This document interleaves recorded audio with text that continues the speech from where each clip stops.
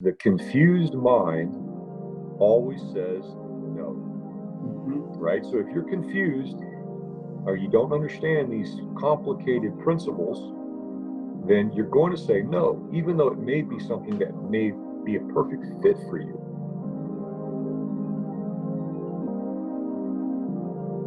Welcome, everybody, to the Millionaire Enlisted Podcast. Today, our guest is Lane Beene. He is an Air Force pilot. He's been doing multifamily real estate investing in the last 10 years, and he focuses on helping out his fellow pilots on getting into real estate multifamily investing and obtaining cash flow. So, Lane, if you could please tell us more about yourself. Well, I certainly appreciate the opportunity to come and talk to you guys and share what I've learned with y'all to help you become better millionaires and also your audience. I'm from Fort Worth, and so I went to the Air Force Academy and graduated in 1991. And then I spent 10 years on active duty, and then I spent 18 years in the Air Force Reserves for a total of 28 years. I retired from the Air Force in June of 2019. As a lieutenant colonel, and all 28 years of flying aircraft. The most of those were in F-16s, and so it was a really cool job. The last 20 years, I have side hustled real estate. I started in single family investments, and I did that for about 10 years, and then I transitioned to multifamily investing. And I've been doing that for about 10 years. That's awesome. That is pretty cool. So let me ask you this. Did you have like the Taguchi transition where all you did was fly and you didn't have to really do a staff job or kind of something you didn't want to other than flying? Right. Well, the good thing about the reserves is it's a little bit more predictable, and it's not as turbulent as active duty. You don't move as often, and you have a little bit more control. So I told you I did 10 years on active duty, and I think I moved probably 5 or 6 times. And then in the Air Force Reserve, I was assigned here in Fort Worth, which is where I grew up. My mom and dad lived 20 minutes from me. And I haven't, I lived there the whole 18 years. So I don't know if that's Gucci or not, but certainly it was a good chance for me to put roots down. And, I don't know how much y'all's podcast goes specifically to military, but, when you're constantly pulling roots up, it's hard to kind of establish a good portfolio of market conditions, because you're always moving. So that's a different challenge. You do have a lot of movement on active duty or PCSing. Cool beans, man. So you got into real estate investing as your side hustle. What did you start doing? Did you immediately go into like house hacking, capital raising? What was your niche? What was your strategy going there? Well, that was a long time ago, and I don't know if I really had a strategy. My strategy was to make money, and I don't know if I was very sharp on that.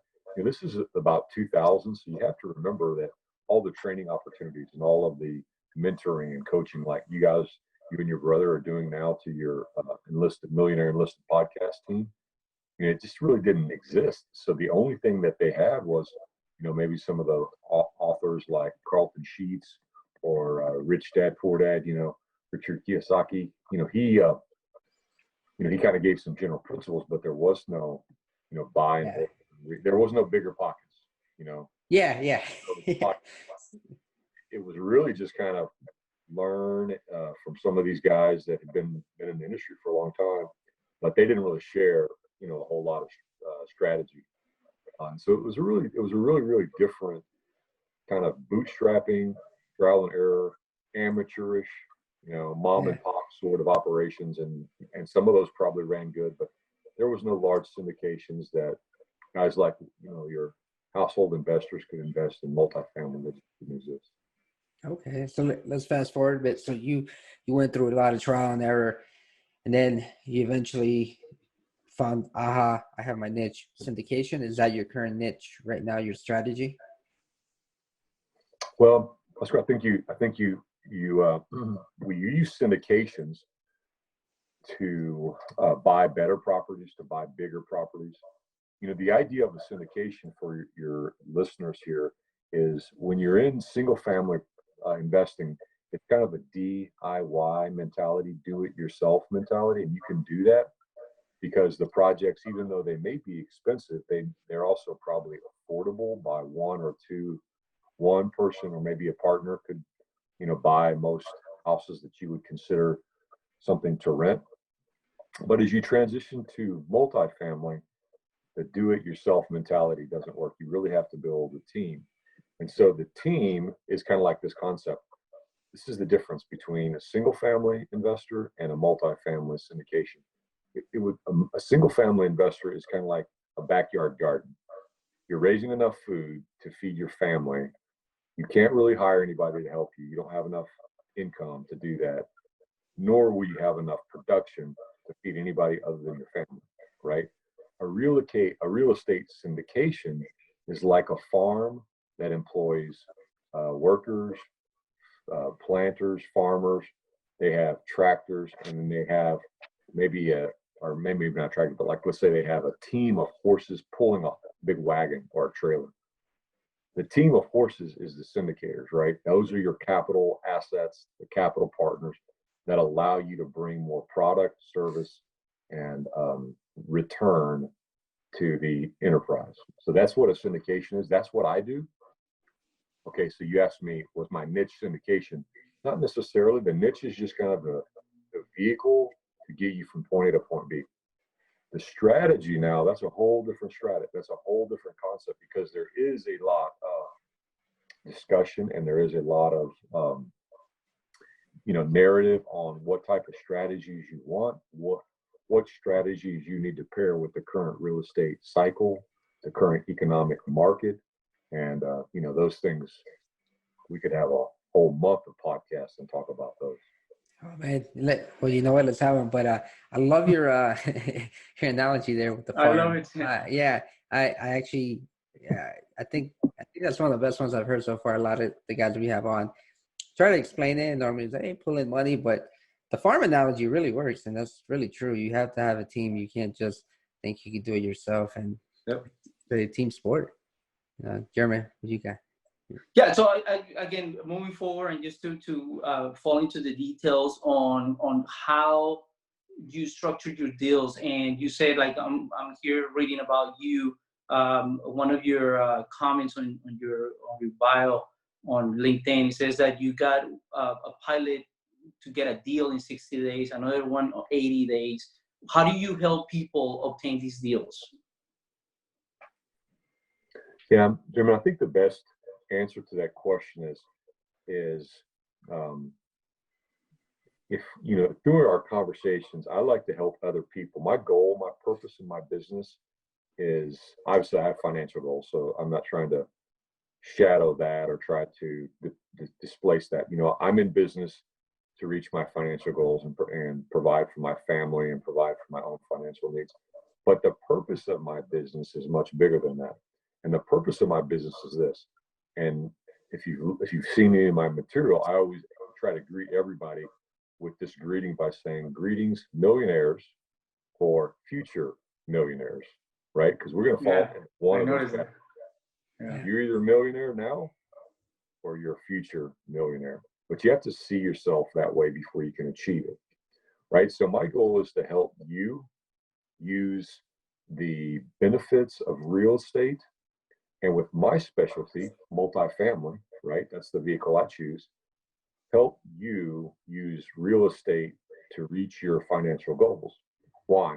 So that you can liberate yourself from the 9-to-5 employment and have the financial wherewithal to make an impact in whatever area is your passion, whether it's church, community, a group, travel, whatever it is. Your passions are different than mine, but your passions are still important because that's where you're going to focus your energy and you're going to do your very best. And so I want to help you become a better millionaire, one, to reach your financial goals, but more importantly, so that now you can really live a life that meets your passion. And then at the same time, that will help you live a life of significance. Man, I love it. Man, you're preaching to the choir here, man. I love your message there. That's very, very humbling. And we hope to be there one day. Actually, we don't hope. We know we're gonna be there. We Yeah. visualize it. Go ahead, Jeremy. So you do it as a sponsor? Do you sponsor these people? Do you have a mentorship program? How do you find the deals for them and they kind of buy from you? How does that work? Or you partner with them? No, I don't have any training programs per se. My training program, really, if you follow my investment strategy and my investment principles, I try to teach other people the foundation of real estate investing, because the more people you can help, and serve, then that's going to come back to you many times over. I don't charge anybody for it, but I want to help you educate yourself on these topics and get a firm foundation of real estate investing, so that when the opportunity comes, you can either be your own sponsor, you can buy a project by yourself or with your brother, or I also have projects that I need, team players. I need mules pulling the wagon, I need horses pulling the wagon, and you have capital, you're not in a position to deploy it because you're going to PCS in 4 months, and that's not going to work out, or other enlisted millionaires or millionaire enlisted audience members, and they're going to be moving, or they're going to go in deployment or TDY, and so they can't be a sponsor, but they have money to invest.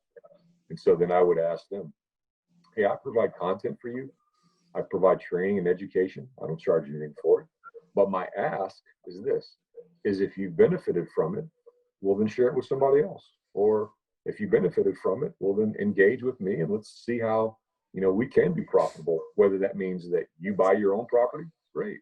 I don't have any secrets. There's plenty of property out there. Yeah. You can't buy it all, right? Nor can you buy it all, right? Nor do I even want to buy it all. Yeah. Yeah. So anyway, I like that's that. the answer to your question.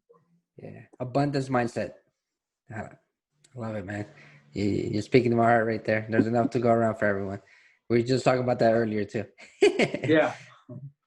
It's important. Yeah. So as you teach, well, obviously you teach them for free, but as you get these people involved, are they looking for multifamily larger deals, or what exactly are they looking for, and what are you helping them?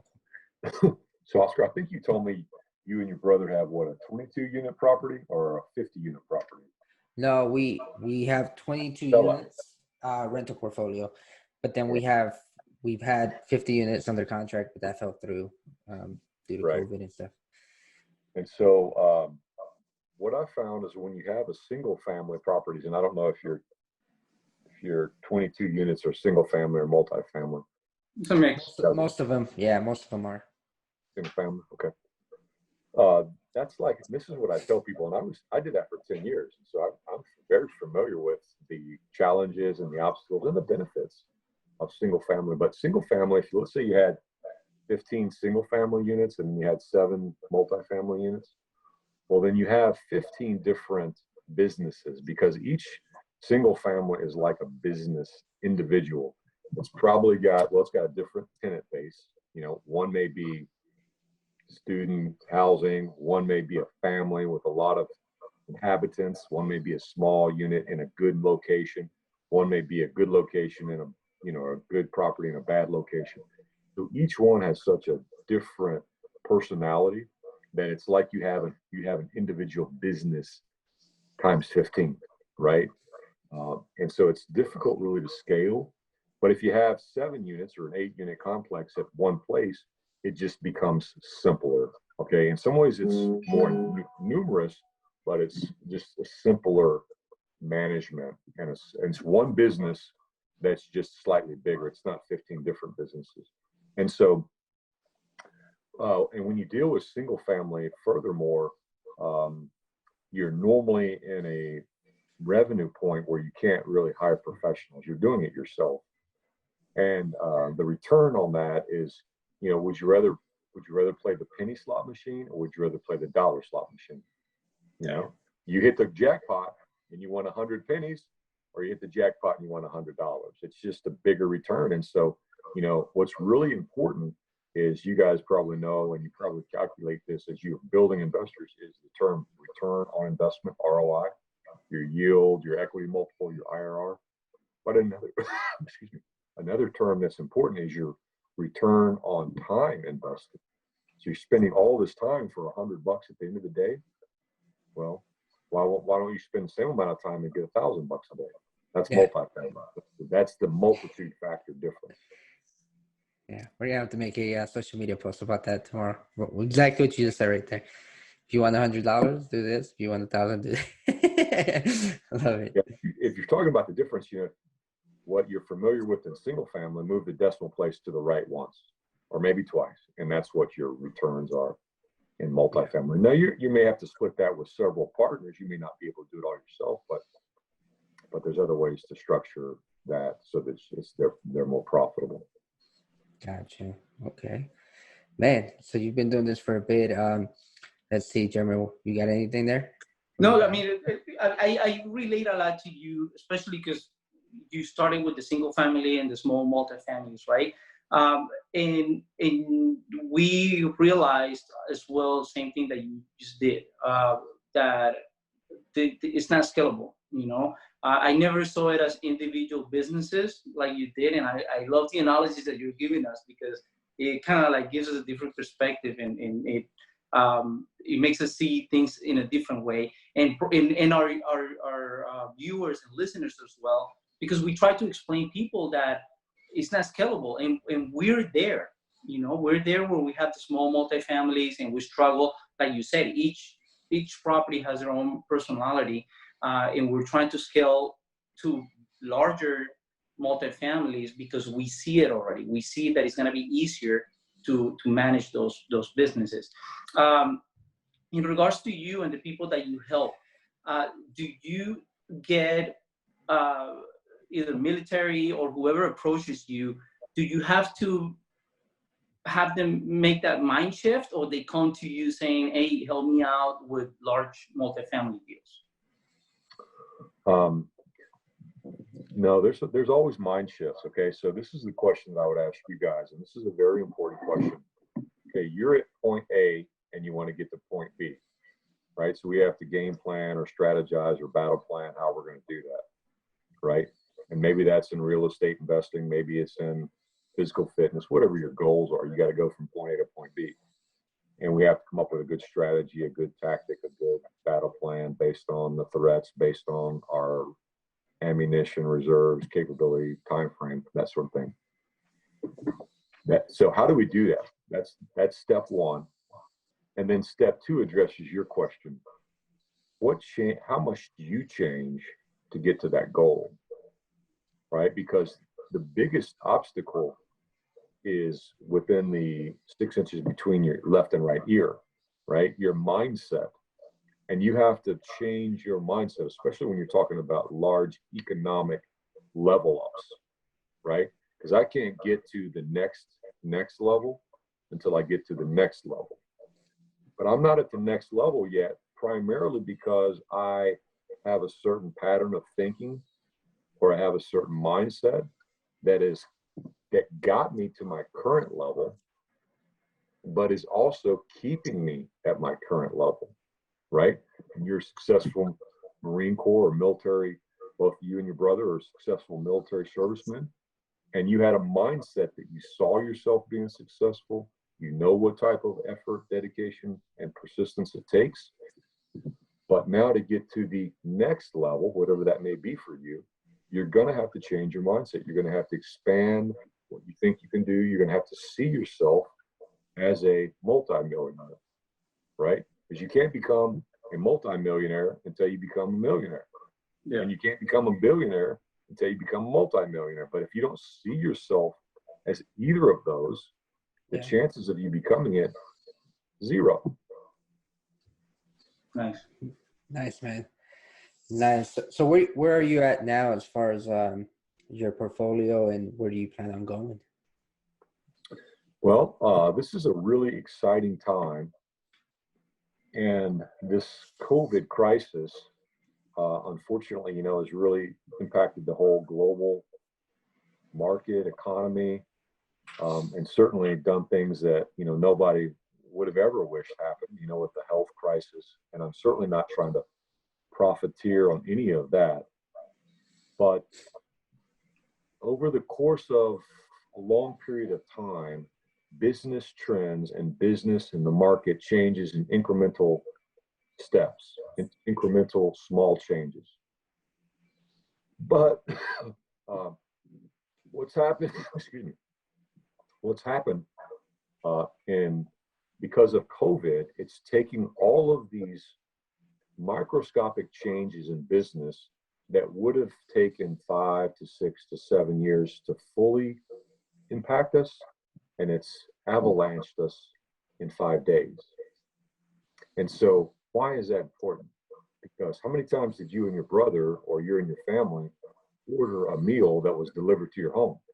Probably not very often, but you may have done it a lot more now, right?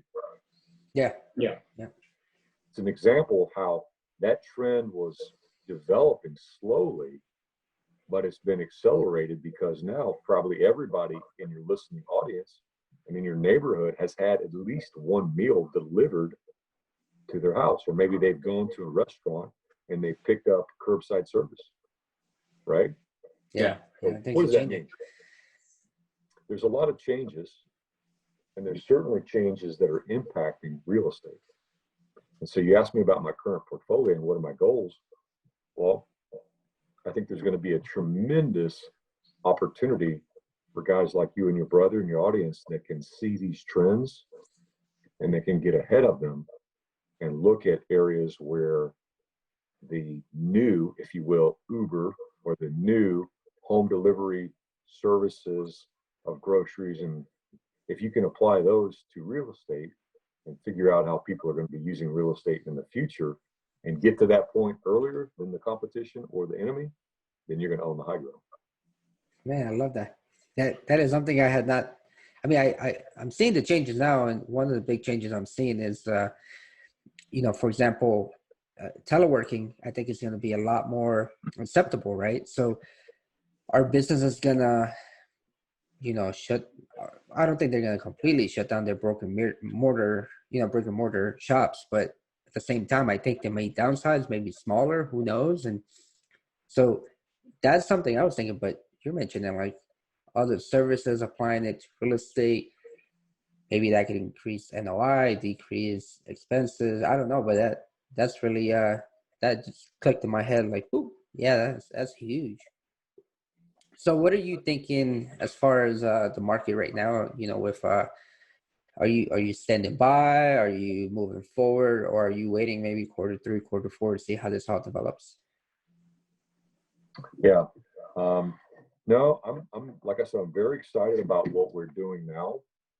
And like I said, I'm excited about the opportunities that this crisis has advanced.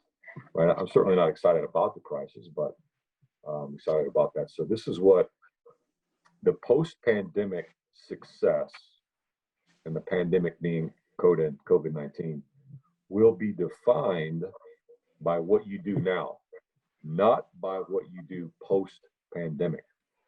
A wait and see strategy is not a good strategy. I would rather actively shape the future than sit around and wait and see, right? So there's a lot of uncertainty right now, but there are some things that are certain.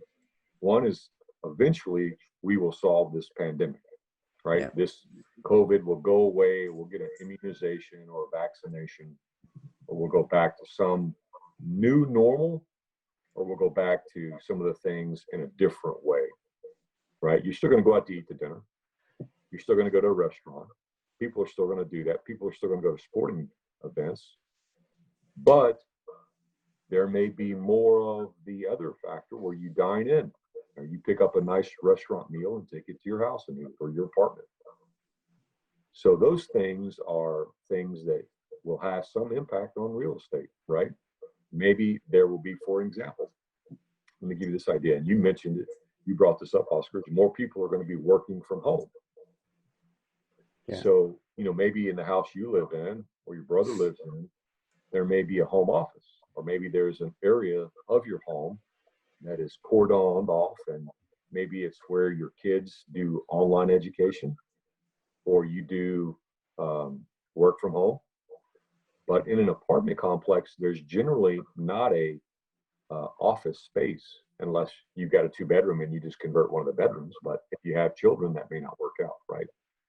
And so in the future, if work from home is going to be more important, should there be space in each unit where you have a built-in desk? I don't know. Or should we convert that clubhouse that has the ping pong table? Should we convert that to a WeWork space? Yeah. And cordon it off into, you've been to these really nice coffee shops and these WeWork spaces that have basically little phone booths in them. And should we make that little facility there, that 300 square foot clubhouse, make that into 10 different 30-foot cubicles, if you will, where you can go in there and you can work from home for an hour or two. But if you need a private area to work, you can go to the clubhouse or to the WeWork facility there in the apartment complex, and you can do a couple of hours of quiet work, or maybe you can send one of your children there if they need to do an examination and they need a quiet place to proctor a test. They can go to that area. That's wow. Blew my mind. Yeah. That's brilliant, man. I can tell you that I'm 30, a millennial, and I can tell you that hearing that, I mean, that speaks to my heart, and I think a lot of people my generation and on, because, as you probably already know, a lot of people are not looking to buy, they're looking more to rent, they're looking for amenities in an apartment. They're looking for comfort, they're looking to be taken care of, and man, that right there is customer service to the core for the up and coming generations. Wow, that was I take that, man. It's one of the best ideas I've heard. It's like, wow, I just got my clubhouse right here next door, and I'm like, what is empty all the time? It could be used in a different way.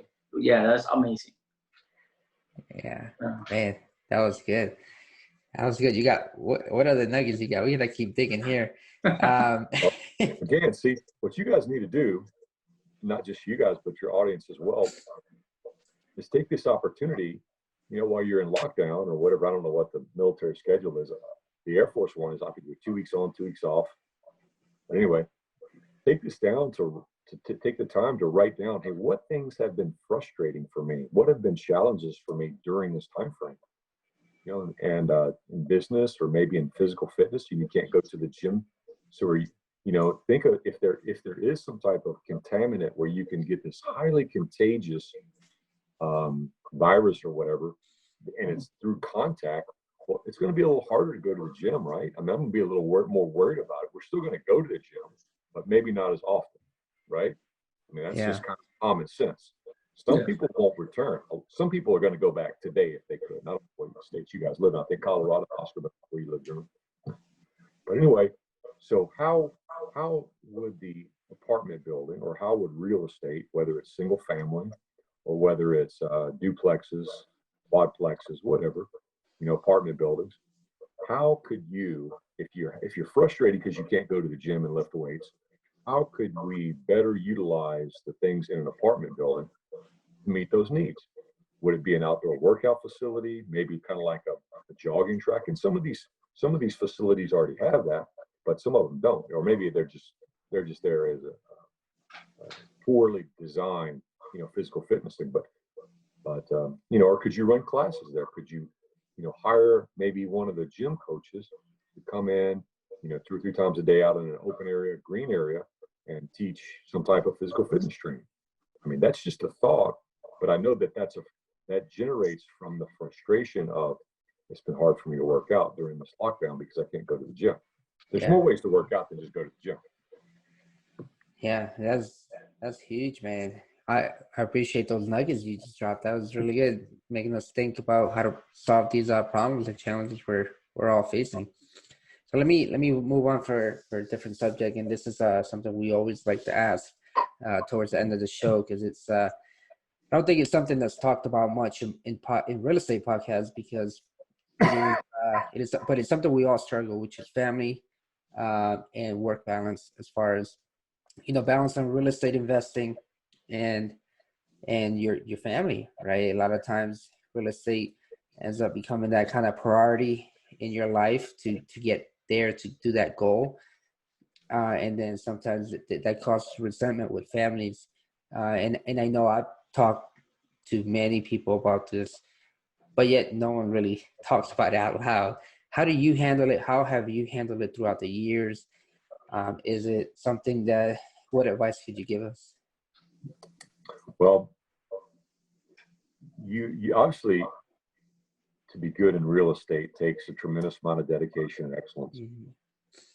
The market does not reward mediocrity. And so if you're going to go into real estate without being passionate about it, then you need to come in as a partner and partner with somebody, with me or with you guys that are passionate about it. And you're going to make this what your focus is. Because if you're just going to go in with the idea that this is really easy and you're going to buy 2 or 3 assets and make a lot of money, that's naive. That's just not going to happen.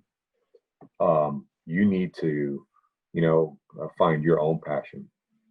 But the good thing about real estate is it's a passive stream of durable income. And when I say passive, I mean what I call horizontal money, right? Real estate is horizontal money. Okay, working in the Marine Corps and the Air Force is vertical money. In other words, I've got to be standing up on the job in a vertical position to make money in the U.S. Air Force and the U.S. Marine, U.S. Navy, U.S. Army, right? But guess what? I'm about to go to sleep in a little bit, and the money that I have invested in real estate is making me money while I'm sleeping, right? I don't have to be there. I don't have to be on duty. I don't have to be at the desk. It's making me money. So this is what military people do not know. We don't get any training in this. Is we work our entire lives to learn our job and to do our job well, and we get paid or compensated for that. So we work our life, we learn our skills to get paid and earn money, but we do not learn how money works, right? And so we need to make, and this is the difference here, right? It's mindset. It's the next level. Is you can't, smart people don't work hard for their money. Smart people make their money work hard for them, right? And so they put their money at work, and they demand high return, and they educate themselves, they train themselves where the best locations are, what the best vehicles for investment are, and so they work hard. So that's a very long answer to your question. Let me answer your question directly now, okay? Because that's kind of the background of the question. But the question you asked me was, how do you balance real estate with other responsibilities to family, society, church, charitable organizations, whatever you're involved in? And it's a difficult process because you have to be an expert in it because the market rewards expertise. But realize the more you're putting and becoming an expert in investing, then you are developing more passive income. And then at one point, you're going to have enough passive income that you have complete freedom of your schedule because your money is at work all the time, working for you. You don't have to go work for it. You've already worked for it to combine some capital or to gain some capital. And now you've got those soldiers out in the battlefield and they're battling all the time for you. And you're doing your life's passion, whatever that may be. Man, that was deep. That was deep. I love it. I love it, Lane. German, you got any other questions before we? No, I'm speechless. I mean, you got me with the ideas. You got me like daydreaming. I can picture you thinking all the time about different ideas that are so simple, and also how on your analogies, how to transfer one idea to another to make people understand it. I like doing that. But just listening to you the way you do, I can picture you just thinking about how do I simplify this? How do I make it to where people understand this complex, like we were talking about syndication, this complex subject into something that everybody can relate to, and it's like, wow. So I'm just my mind is blown right now. So yeah, I enjoyed this interview. Yeah, and Lane, Well, if you could, oh, sorry, go ahead, Lane. I was going to say, Jeremy, the important thing is realize when you're talking with someone and you're developing this team or this syndication, right? You've got to sell them, and not just sell them, but you've got to now communicate to them constantly, because when you buy real estate, these assets are very expensive, right? Yes. And they're very hard to get, and they're very hard to get out of. It takes months and months and months to buy one, and it takes months and months and months to sell one. And so you have to continually communicate well.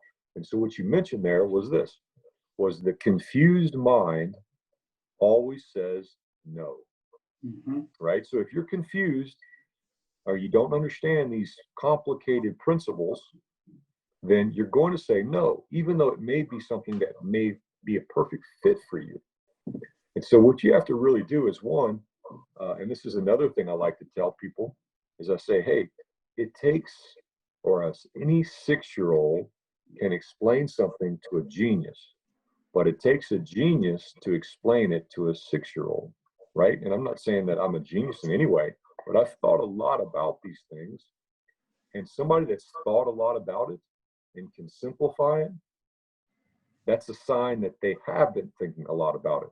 If I ask you a question and you can't relate to me, and you want me to invest with you, and I ask a question because I'm not as sophisticated as you are, right? My passion is something else. It's not real estate. I want to use real estate to invest and make passive income like you just told me, but I'm no expert. You're the expert, right? And so it's your job to really clarify these concepts in your own mind, and then listen carefully to your partners or your team to determine what level of sophistication they are, and then go to that level or go one below that level, and then ask them, hey, these are the fundamentals of syndication. And I can go into a lot more detail, and I can go into the nuances of how this formula is calculated if you want me to, but that's probably not necessary. All you need to know, unless you're the auditor for the IRS, is say, this is how it works. Trust me, I've done this before. Follow me. When I run, you run. When I fall on the ground, you fall on the ground. When I shoot, you shoot. That's all you really need to know. Yeah. No, that's awesome.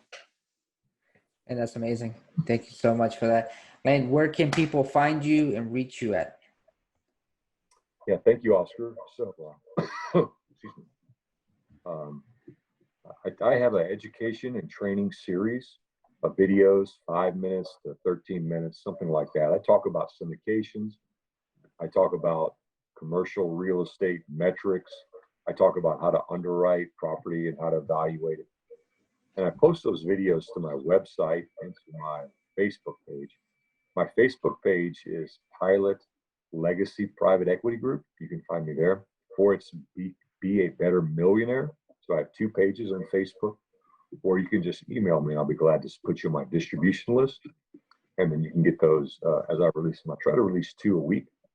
And my email address is lane.beene@pilot-legacy.com. Awesome, man. Well, Lane, thank you so much for coming out, and for the listeners out there, yeah, reach out to him. We've talked, and he's the real deal. Also, go ahead and leave us a 5-star review if you enjoyed, and shoot us a note, leave us some feedback. We love it. All right, we're out. Thank you, Lane. Guys, good luck to y'all.